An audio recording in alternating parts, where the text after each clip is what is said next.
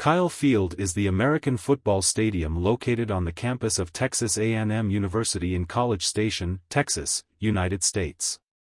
It has been the home to the Texas A&M Aggies football team in rudimentary form since 1904, and as a permanent concrete stadium since 1927. The seating capacity of 102,733 in 2021 makes it the largest in the Southeastern Conference and the fourth largest stadium in the NCAA. The fourth largest stadium in the United States, and the sixth largest non-racing stadium in the world and the largest in Texas.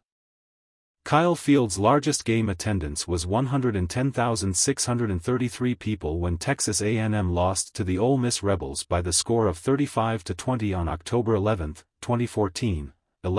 This was the largest football game attendance in the state of Texas and SEC history at the time. The record for a game involving an SEC team was surpassed by the Battle at Bristol. History. Kyle Field ca. 1920. Beginning. In the fall of 1904, Edwin Jackson Kyle, an 1899 graduate of Texas A&M and professor of horticulture, was named president of the General Athletics Association. Kyle wanted to secure and develop an athletic field to promote the school's athletics. Texas A&M was unwilling to provide funds, so Kyle fenced off a section of the southwest corner of campus that had been assigned to him for agricultural use. Using $650 of his own money, he purchased a covered grandstand from the Bryan Fairgrounds and built wooden bleachers to raise the seating capacity to 500 people. On November 11, 1904, the Texas A&M Board of Directors set this area as a permanent athletic field, which served as the home for the football and baseball teams. After the stands were built, students supported naming the field after its founder and builder. Accordingly, in 1906, the Corps of Cadets unofficially named the field Kyle Field in Kyle's honor. Though some sources suggest the November 21, 1921 game between the Texas A&M Aggies and their archrival the University of Texas at Kyle Field became the first college football game to offer a live, play-by-play broadcast on radio. This claim is incorrect. The first live, play-by-play broadcast on radio of a college football game occurred October 8, 1921 at Forbes Field when KDKA-AM broadcast a Pittsburgh vs. West Virginia game. The Texas Historical Commission installed a historical marker at Kyle Field in 2005 indicating that, while it was not the first broadcast in the U.S., it is believed to be the first in Texas. Facility improvements. The Aggies enjoyed an undefeated season in 1919, accumulating a combined score of 275-0. Aggie supporters began to clamor for a permanent stadium, but only $2,400 was raised by 1920. In 1927, the school chose to build a new concrete stadium, at a cost of $345,001.6720, or $365,000. Depending on the source. The new stadium, roughly corresponding to the lower half of the current structure's east and west grandstands, opened later that year. By 1929, the stadium had become a 32,890-seat horseshoe, with temporary seating for an additional 5,000,021. The space inside the horseshoe was sufficient to allow a track surrounding the field. Capacity was raised to 41,500 in 1953 when a partial second deck and a press box were added at a cost of $346,000.22. In 1956, the Texas A&M Board of Regents officially named the stadium Kyle Field, though it had been unofficially called by that name for over half a century. Although some believe that the field was instead named after Dr. J. Allen Kyle, a member of the Board of Directors from 1911 to 1915, the Board of Directors decreed that Kyle Field was in fact named for E. J. Kyle, class of 1899. 23. More of second deck and other improvements were added in 1967 to raise the capacity to 48,000 at a cost of $1.84 million. In 1974. Two large flagpoles were added at the south end of the stadium in memory of Lieutenant William B. Blocker, Texas A&M class of 1945. Expansion continued in 1980, when a third deck was added to Kyle Field, bringing the capacity to 70,000. Construction took place during the football season, and students were allowed into the area as each row of seating was added. In 1981, 16-foot-high, 4.9 m, letters spelling out Kyle Field were installed. The Bernard C. Richardson Zone was added in 1999 at a cost of $32.90 million, 24, raising the capacity to 82,600. For high-demand games, temporary bleachers were installed in the south end zone and folding chairs were placed on the sidelines. In the fall of 2003, the Bright Football Complex was completed on the south end of the stadium. The facility, named for its principal donor, former Dallas Cowboys owner Bum Bright, includes a player's lounge overlooking Kyle Field, dressing rooms, one of the largest training and rehabilitation facilities in the country, and a state-of-the-art academic center. 11. The field had a grass playing surface until 1970. When AstroTurf was installed, 22, natural turf was reinstalled on the field for the 1996 season. 11. Since that time, the turf has consistently received praise from players and coaches. For their efforts, the groundskeepers were honored in 2004 as the winners of the STMA College Football Field of the Year. 25. 2013 to 2015 renovation. 12th Man statue and Kyle Field added with renovations. The War Hymn Movement statue erected in 2014. On May 1, 2013, the Texas A&M Board of Regents approved a $485 million rebuild of Kyle Field. The renovation would temporarily raise the official seating capacity to 106,511 people for the 2014 season, making it the largest football stadium in Texas and the SEC, surpassing Neyland Stadium by 57 seats, and the third largest football stadium in the country, 26. The renovation was done in two distinct phases geared around the football season, and began immediately after the conclusion of the final 2013 season game in November with the implosion of the student section side.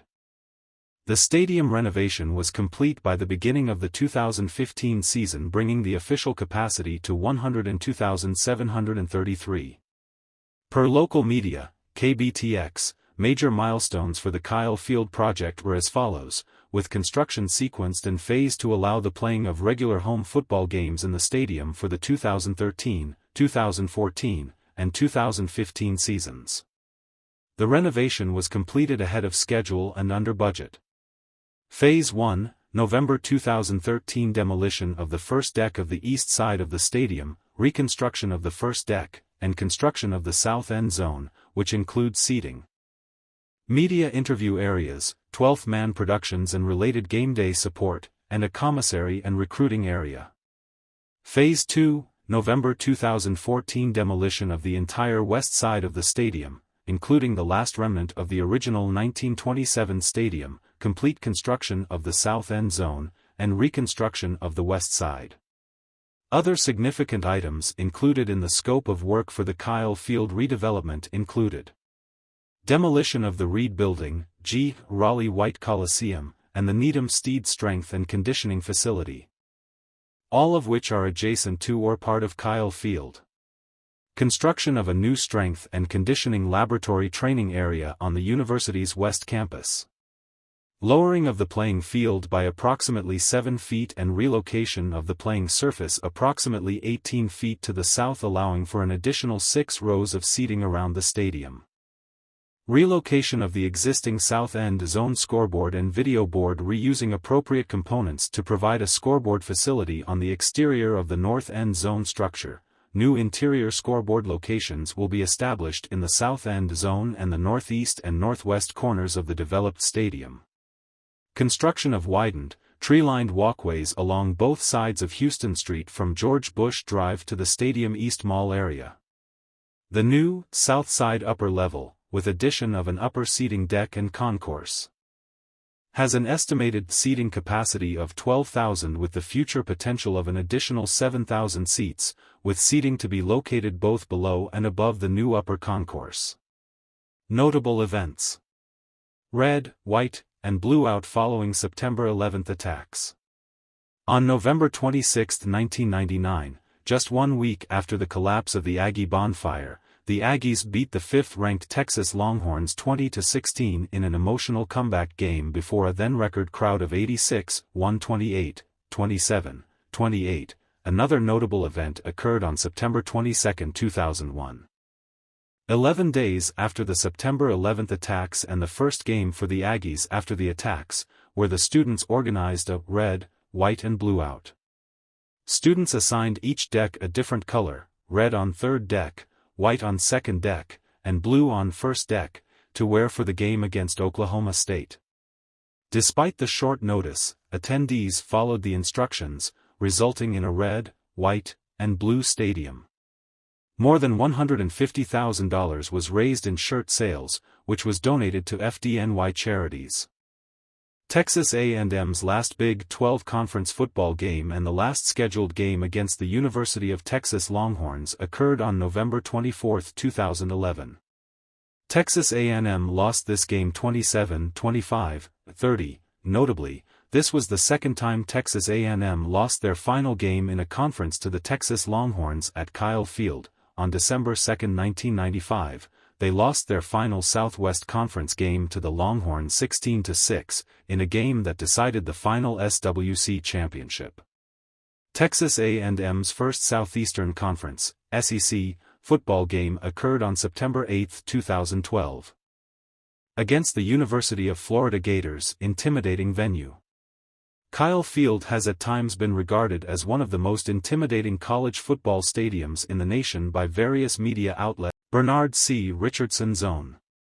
The Bernard C. Richardson Zone, named for a 1941 petroleum engineering graduate and a Texas A&M distinguished alumnus, is located at the north end of Kyle Field, replacing the former single-deck horseshoe which connected the east and west wings of the stadium. This $32.9 million expansion added over 20,000 seats, and sits 65 feet, 20 meters, closer to the field than the previous seating. The zone unofficially opened for the Memorial Vigil following the 1999 Texas A&M bonfire collapse. And then at full capacity the next day for the grudge match against the University of Texas, setting a then-state record of 86,128 fans attending. For the next several years the Aggies saw consecutive record-breaking attendance figures for the season, 11-24. The ground level of the zone contains the Texas A&M Sports Museum, the nation's only all-sports museum funded primarily by former athletes, the Texas A&M Letterman's Association. The museum contains rotating exhibits focusing on various varsity sports at Texas A&M. While permanent exhibits trace the history of the school sports and some of the more treasured traditions, 37. The zone contains 4 levels of seating areas, with the first and fourth deck containing bench seating. One deck is comprised completely of luxury boxes, while the last deck is armchair seating. Known as the Zone Club, the 1,900 open-air armchair seats are considered the premier seating area of Kyle Field. The Zone Club sits underneath the fourth deck, meaning the inhabitants are protected from rain, wind, and the blazing Texas sun. The area boasts a full-service bar and concession areas, with a pre-game buffet offered for those with seats in the area. The Zone Club also has 16 televisions stationed in various areas so that attendees can also keep an eye on other games being played around the country. 38. Old Press Box. The Old Press Box located on top of West Deck. The old Kyle Field Press Box was located at the top of the west deck of the stadium, sitting over 120 feet, 37 meters, above the field. The press box had 2 tiers, accommodating over 250 members of the press. With print journalists stationed in the upper tier and radio and television journalists sitting in the lower tier, 11. During the singing of the Aggie War Hymn, in which Aggie fans link arms and sway in unison throughout the stadium, the entire west upper deck, including the press box, actually swayed, even though the press box was supported by 3 concrete pillars. This often startled journalists who haven't covered an Aggie home game before, even though a sign in the press box warned, "Please do not be alarmed, the press box will move during the Aggie war hymn." 39, 40, 41, in 2003. The press box was declared a high-rise building, and Texas A&M was forced to renovate it to meet federal, state, and local regulations regarding fire safety and the Americans with Disabilities Act. 42, renovations before the 2014 season lessened the swaying effect somewhat. 41. 12th Man TV. During the 2006 off-season, the older Jumbotron was removed and replaced by a 3,954 square foot, 367.3 square meters, Mitsubishi Diamond Vision Enhanced Resolution LED video board in the South End Zone, at the time the second largest in college athletics and one of the 10 largest in the world. The Texas A&M Athletic Department has dubbed the new screen 12th Man TV, although some fans refer to it as the Gigatron. 43. The 110-foot-tall, 34 structure contains 590,000 pixels on 154 video panels with a screen size of 74 by 54 feet, 23 by 16 The athletic department also updated the media equipment to allow production and broadcast of enhanced definition video to the screen. This addition to Kyle Field was accompanied by LED ribbon boards installed along the facade of the second deck encircling the stadium. At 1,130 feet, 340 meters. It is the second longest ribbon board in collegiate sports and second worldwide only to Hard Rock Stadium in Miami. 43. In conjunction with this project, additional upgrades included video board upgrades to Reed Arena and Olsen Field. Unveiled in September 2014, an LED video board that is 47 by 163 feet, 7,661 square feet, 711.7 square meters, was installed at the South End Zone above the new seating, remained as the largest in college athletics until Auburn unveiled a 57 by 190 foot, 10,830 square foot, 1,006 square meters, LED video board at Jordan-Hare Stadium, which was completed in August 2015. 44. Reveille Cemetery. Reveille Cemetery as seen from Kyle Field. When the first Aggie mascot, Reveille, died, she was buried at the north end of Kyle Field so that the score of the Aggie football games was always visible from the site. Subsequent Reveilles were buried alongside her. Construction of the Bernard C. Richardson Zone disrupted the mascot graves, so the graves were temporarily moved across the street from the stadium. Following the completion of the addition, an improved graveyard was dedicated directly outside the zone and a small electronic scoreboard was mounted on the zone so that the score would remain visible. 45.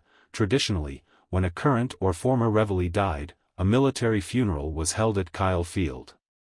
Over 10,000 people attended the service for Reveille 4, 46. In 2013, Reveille 7, who was retired in May 2008, was given a toned-down memorial service at Reed Arena, rather than a funeral service. 47, 48, 49, according to the Commandant of the Corps, as she is a dog, not a person.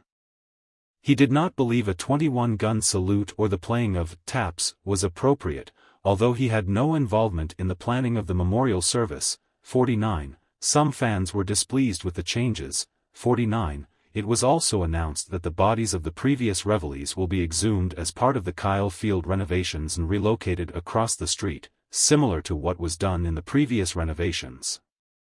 49. Other events held at Kyle Field. During summers, young athletes are invited to Kyle Field for football training camps. In the fall, the stadium plays host to various Texas high school football playoff games. The stadium is the home to the Texas A&M Corps of Cadets annual Parents Weekend Review and Final Review. 25. From 1990 to 2013 it was the venue for the Crosstown Showdown high school football game between the Bryan Vikings and the A&M Consolidated Tigers, arguably the most popular game of the Vikings/Tigers football season. Traditionally the last game of each team's football schedule, beginning in the 2006 season. Texas A&M University requested that the game be held earlier in the year so as not to interfere with Aggie games. In 2013, due to the renovations including a new turf field, Texas A&M requested the Bryan Vikings vs. A&M consolidated game be held at their home fields beginning 2014 until the renovations are completed. Kyle Field also hosts the Texas A&M University football team for the maroon and white practiced scrimmage during Parents' Weekend each spring. Location: 756 Houston Street, College Station, Texas 77843, United States. Capacity: 102,733, 2015 present, 7. Former. List. Record attendance: 110,633, October 11, 2014 vs. Ole Miss, 11. Surface: latitude 36 Bermudagrass, 2017 present. Tifway 419 Bermudagrass, 1996 to 2017. AstroTurf, 1970 to 1995. Grass, 1927 to 1969. Scoreboard: 1x, 163 feet wide by 47 feet high, 1. 2x, 54 feet wide by 36 feet high, 1. Construction: broke ground. May 1927, established and created in 1904. Opened September 24, 1927. Renovated 1953, 1967, 2003, 2014 to 2015. Expanded 1953, 1967, 1980, 2000, 2014 to 2015. Construction cost: $650, original grandstand cost $22,864 in 2022 $2.3 $483,888,885, 2014 to 2015 expansion, 4. Architect: F. E. Geisek, original structure, 5. Lockwood, Andrews and Newnham Incorporated, North End Zone Addition, 1978 expansion, 1966 expansion. Populous, 2014 to 2015 redevelopment. General contractor: J. E. Johnson Construction Company, original construction, 6. Manhattan Vaughn, 2014 to 2015 redevelopment. Tenants: Texas A&M Aggies Football, NCAA, 1920.